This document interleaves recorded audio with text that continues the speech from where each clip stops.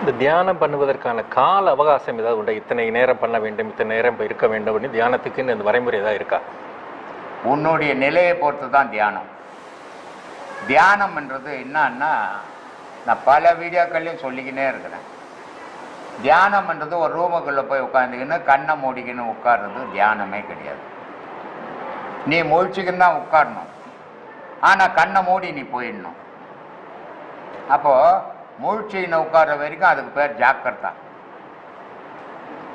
கண்ணை மூடி நீ போன பிறகு துரியாதீதம் அது.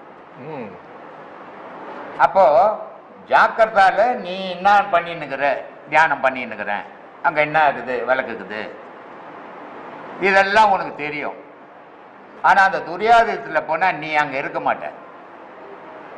அதுதான் தியானம்.